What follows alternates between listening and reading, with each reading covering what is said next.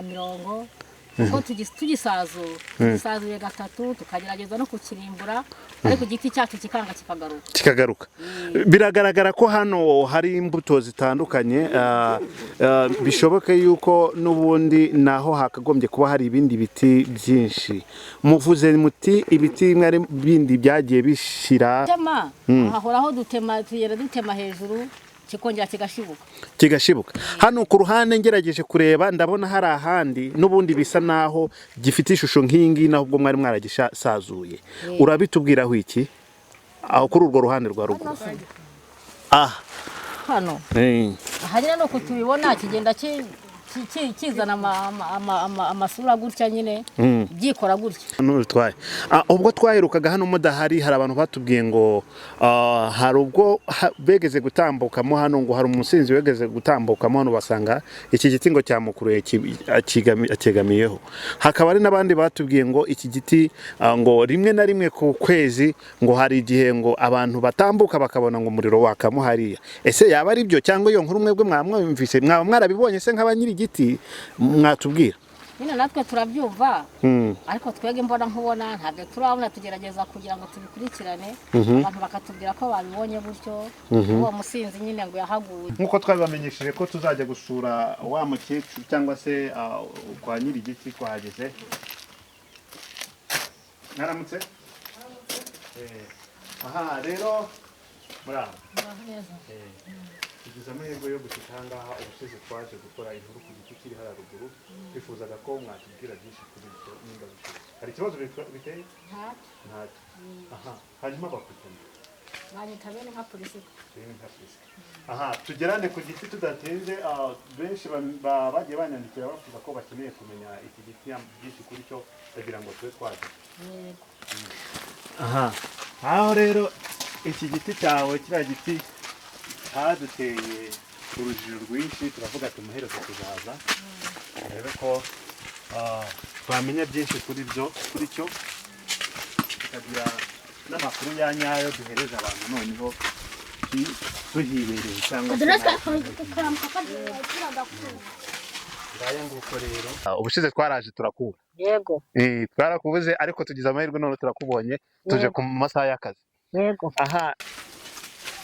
Rero nk'uko mubibona tugize amahirwe makeya ariko dore cya giti ni iki ngiki.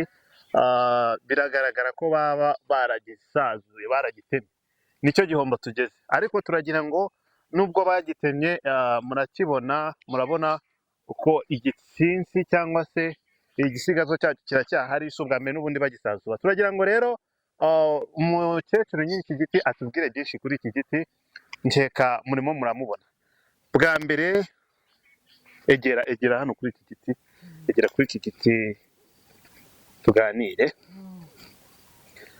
Bwa mbere uratwibwira ubundi dukomeze. Mu busanzwe uri kumwe n'ivugo ryacu TV.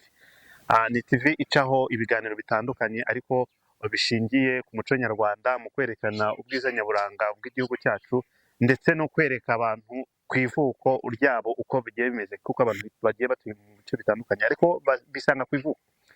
Rero turagira ngo dutangire twibwirana. Rero nk'uko mubibona iki giti twakigezeho twagize amahirwe yo kuba turi kumwe na nyiracyo. Turagira ngo dutangire tuganira. Watubwiye ko witwa nde? Beninka Priscilla.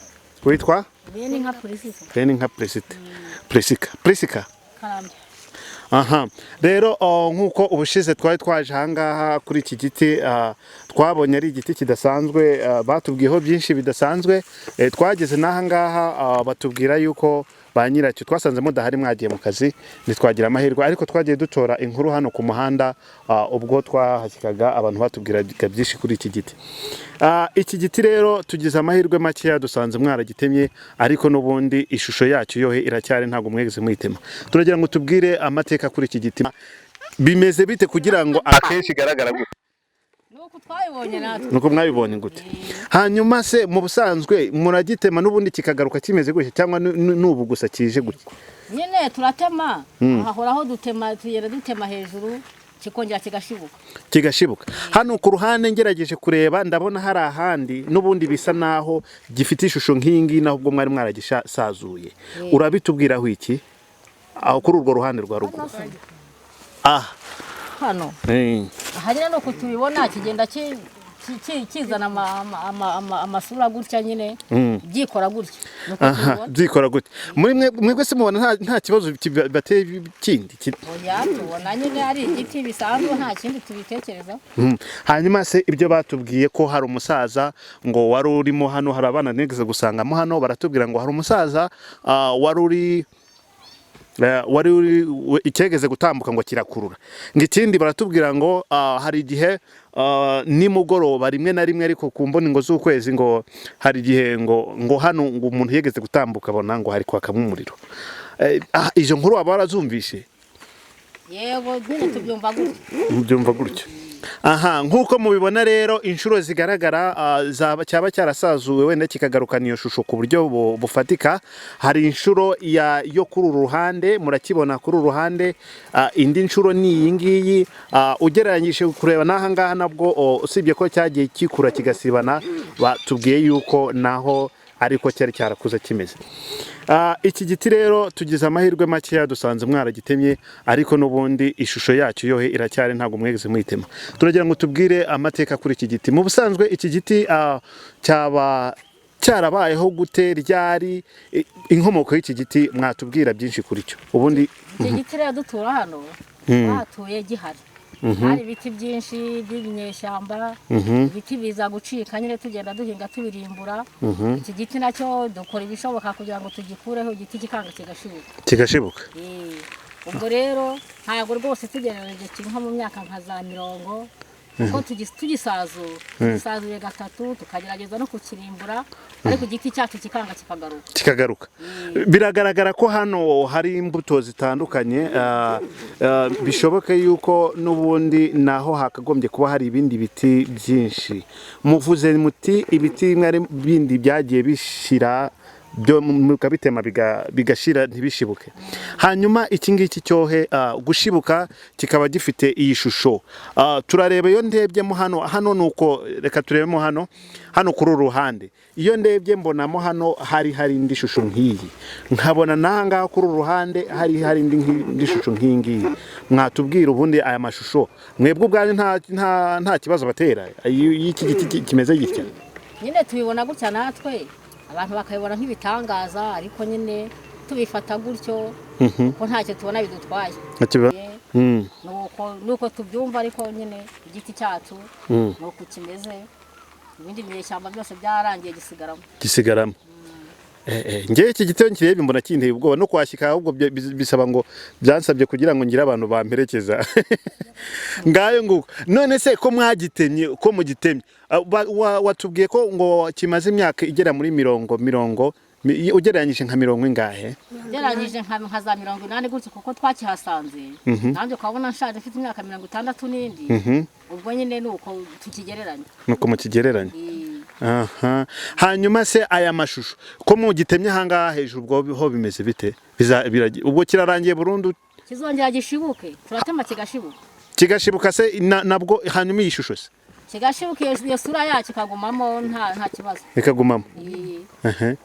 Hanyuma mo hano ubwo uravuga ngo ni kuko tugitemye, ubwo hano nubwo tugitemye gutya ikimara gukura nabwo kizazana ishusho, hanyuma iyo hasi yifunga. Hanyuma noneho se ko mbona mwagitemye ubu ngubu noneho buzi ntikirangiye burundu? Nubwo twagitemye kizazana iyi sura yacu, izongerize hagiye gushibuka, ubundi hano hagiye hasubirana. Reka ubwo muri make hamwe harasubirana, ahandi hakaza ari hashya, ahandi hagashibuka. Ngayo nguko rero murabyiyumviye iby'iki giti murakibona. Hanyuma turagira ngo turange buri muntu wese ushobora no kuzakenera gusura iki giti yemerewe kuba yahashyika. Muragira ngo mutubwire aho giherereye ku buryo umuntu wese wazakenera kugisura. Iki giti gifite amateka ashobora kuba atangaje, nkeka ko abantu bashobora kuzakenera kugisura. Turagira ngo murange iki giti ahantu kiri naho mutuye n'uwabashaka uko yazabona. Iki giti rero bashaka kugisura kiri mu karere ka Ruhango, umurenge wa Kinazi, akagari ka Rutabo, umudugudu wa Nyarunazi. umudugudu wa Nyarunazi. Ngaho rero mwese murabyiyumviye kandi murabyirebeye. Nene narabasezeranyije ko nzabagarura kuri iki giti mu gihe nitugira amahirwe tukabona nyiri giti. Twamubonye atubwiye byinshi, atubwiye ko iki giti cyari kinyeshyamba. Ibindi biti nkuko mubibona hano bahinga imbuto zitandukanye. Sinzi nimba mubibona, hari imbuto twabonye ari mu kizungu, ni muri Edeni, muri Mateya nkuko bivuga. Ubwo umuntu wazakenera kugira ute kuza kugisura yaza akagisura agasanga uyu mukecuru hajya batubwiye ko witwa Beninka Jonathan Ngwije. Ngayo nguko mwabasura bakabahereza amateka namwe mukirebera. Ariko iki giti nimuzongere kugitema, byibuze muzakireke gisigeze ishusho. Mwakoze kubana natwe, mwakoze kutwemerera ko gukorana iki kiganiro, kandi nawe wakurikirana ikiganiro guhera ku ntangiriro kugeza ku musozo wacyo. Turagushimye cyane. Ushaka kuba nawe wazubona inkuru zigiye zitandukanye, hasi hari ijambo rya subscribe, warekandaho na like na comment kugira ngo utange umusanzu wawe, kugira ngo tuze tujyebasha kugera hirya no hino, tukugera ku ivuko, umenye byinshi ku ivuko, dusangire na byinshi ku ivuko byacu byiza bitandukanye bitangaje. Rero ngeka ko buri muntu wese urimo hano ashoboye kuba yashira amatsiko ndetse akanasobanukirwa byinshi kuri iki giti, nkuko nene nabasezeranyije ko nzagaruka mu gihe tuzagira amahirwe yo kubona ba nyiracyo. Rero turabashimiye cyane gukurikirana Ivuko Ryacu TV nk'ibisanzwe, tubagezeho ibiganiro bigiye bitandukanye. Turabakunda cyane, mu staying in tune. Yari Ivuko Ryacu TV, duhure ubutaha mu yindi video. Thank you for watching this.